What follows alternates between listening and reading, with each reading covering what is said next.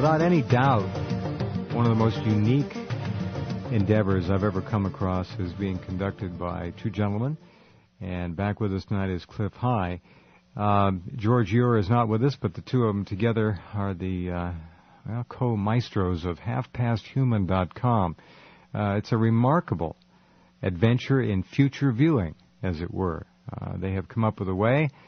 Clif, in particular, is the man who has put the actual software program together, which is able to go out and scurry about the Internet looking for changes in language, changes in the words, phrases, even subjects that kind of sweep through the net like a change in the breeze. And their little crawling robots come back and report to them. And from that, they're able to actually pull together what amounts to a precognitive forecast of what may be in store for us. The collective unconscious, as many of you understand and realize, is one. And people unknowingly, unwittingly, and sometimes involuntarily are accessing that. And they're writing about it without even knowing. And it shows up in their essays, their posts, their articles, and what have you on the Internet. It's an extraordinary thing to read, halfpasthuman.com. I would urge all of you who are able to subscribe to it. I read every one, and sometimes I read them twice because it's a pretty interesting stuff. How are you, young man? I'm doing fine. Sorry to hear that you have to read it twice. I know it's rather dense. Moving my mouth when I read is difficult. You go. Yeah. I get tired, you see. And they are long. That's quite true. Trying to gather all of this stuff and pack it in, it gets both dense and a bit long. Trying to give a good overview. Yeah. Moving your lips to, I have to pronounce the words properly when I'm stumbling through them. So I need every advantage every aid you can get. That's right. All right. Now, what happened and what is happening in the Caucasus is not a surprise to anyone who is a geopolitical observer. This has been building for quite some time. And we watched the build-up to it, i.e. a month ago when a couple thousand Marines were over there, unknown numbers of Israelis were there. The Zionist government sent over and has sent over for a long time all kinds of advisors. The numbers and quantities of weapons and armaments being shipped into Georgia for the last, who knows how many years, is quite substantial, to put it mildly. Georgia attacked on 8/8/8. This is the day, of course, that many people have been forecasting for some time in which something bad was going to begin or happen. And I'm not sure what came up in your research, but I thought it would be interesting to talk to you because you did put out an update on this very kind of thing. Of course, as we speak, Georgia got its rear end kicked, as they say, by Russia, which is no surprise either. And no, actually, it is a surprise. That is the key issue, really, in the analysis of it, is that if you've ever studied like the art of war and some of the strategy sessions that go on in the Council of Foreign Relations, they did not expect this response. It was a surprise to them. But Bush. Excuse me, Clif, but Bush expected to walk through Iraq and pacify the population too. So you're quite correct. That was the Western perception of it, that Georgia was tough and would be able to hold its own. Please go ahead. Even beyond that, take a step up and look at it from a viewpoint that extends all the way back to 1953.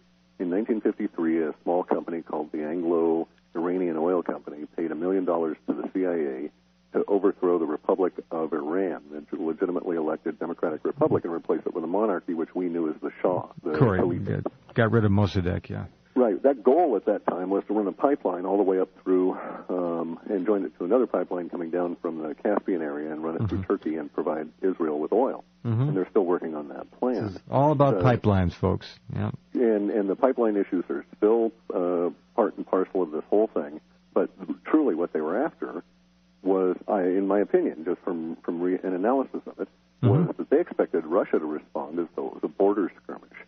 And so that's where the miscalculation is. That's the mistake that you may have seen mentioned, we believe, manifesting, in our reports, right? We've been talking about the Zionist mistake. We weren't sure where it was going to occur, but our data was quite clear that the Zionists would move in a particular way that would cause them a rather crippling blow, and ultimately bring about a condition of like a pariah state, where everybody is really upset with these guys and won't even honor their passports because of something that builds further on down. That's fascinating. I couldn't even begin to guess what it might have been. And you are right, this is it. And the Zionist hand is all over Georgia. It is. It's just exposed everywhere. And the problem is their gross miscalculation, because the Russians, aware of the situation, being players in the great game going back into the Tsarist days, and also having a very good critical mind when viewing Israel, not with any kind of blinders on, were able to say, well, the appropriate response is not what we're going to do, because that's the expected response. So we'll do a art of war kind of thing on them and seize the high ground and respond with just an overwhelming response. Well, they cut Georgia in half as we speak, basically. Or gobble it up, and it's regime change. We're not through this yet. Now, in our reports, we had a bigger issue arising in the 15th, 16th time frame of August that would concern Pakistan, and that seems to be slowly building up as well. So maybe what will happen is that the Georgia conflict will settle down slightly. But curiously, we keep nattering on about the 7th of October, right? Yeah. And still there? I'm still here. Are you there? No, I mean October 7th is still there in the data? Oh, yeah. And we've chosen 7:10 in the morning to go along with the 10-7 date line. And if you just do a little basic numerology, what do you get? An echo of 8-8. Well, I have it on my wall here. I put it up there. October 7th, 7:10 a.m., Clif. Right. And you just do a 1 and a 7, you have our 8-8 echo. There it is. That's the other aspect of this. And so, okay, we've got an invasion that occurs on 8-8 that stems back to a time resonance that goes all the way back to 1953. Very interesting. Your point about the Russians remembering, when they look at Zionist Israel, they remember very well what the Bolshevik Zionists did to their country for the better part of a century. They have long memories. My accent is really terrible, but I speak and read Russian to a certain extent. And I've been reading a lot of the Russian press here recently, and they are bringing it all out. It's actually quite vitriolic. There's a whole class of words that are in our politically correct, thou shalt not say under any circumstances category, and they're using every one of them. They are. One of them starts with as though officially sanctioned, and they're letting out all kinds of information. Now, this is interesting for a number of reasons. When I first began to try to make a differentiation on this public platform well over 10 years ago between Zionism and people of the Jewish faith, I was, of course, attacked unmercifully, still am being attacked unmercifully by Zionists who have been hiding behind Jews of good conscience for a long, long, long time. This is a geopolitical secular issue. It's nothing to do with religion or piousness. It has to do with domination, hegemony, wherever it can extend it, wherever it can inflict it. And it is, I think, now become almost fashionable on the net to talk about Zionism as being at the root of many of the greatest crises on the planet, one way or another. And I think this is very healthy. I think it's being now honestly talked about, as it should have been many years ago. This is encouraging. And I think your scenario, your and George's work, pointing to this state becoming a pariah, is looking like it's a go. Everywhere you look, they're being exposed. Yeah. Well, that's something else that our detail layers seem to point out. Bearing in mind, of course, that our granularity falls off after about 19 months. And so we're becoming more guesswork than analysis. Still, we're seeing basically a 2-year time frame or so that we'll see some significant shifts that apparently indicate the more or less crumbling of what you and I might think of as the powers that be.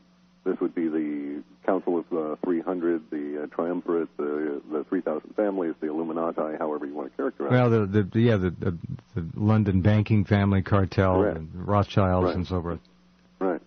Which at its core, in the Western structure goes right back to the mob mentality of the Zionist criminal families. Mm-hmm. And so we seem to be getting some indication that those things that support them are going to go away in a very serious, very downward spiral, actually rather abruptly. It's that revolution meme we keep bringing up. Some of the revolutions, though, around us are not really what they seem, and that may have been the case with the Georgian Revolution. Mm-hmm. That may have been which actually ended up installing the current government. And the recent history of the Georgia conflict goes to the point where the current Georgian president had gone to his power structures and apparently got a 15-day writ to invade his own country, and that's what started this whole business. I see. I believe it's the Secretary of Defense for Georgia is a Zionist Israeli. So I can report it, dual citizens. But then, correct. Hey, we can't really cast stones. We've got we look at Michael, Mr. Chertoff, and how many others are dual citizens here. Yeah.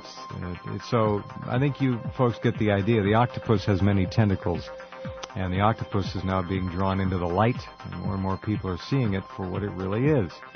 Okay, we'll be right back with Clif High in just a couple minutes. The website is halfpasthuman.com, and I'm Jeff Rense. Glad you're along tonight.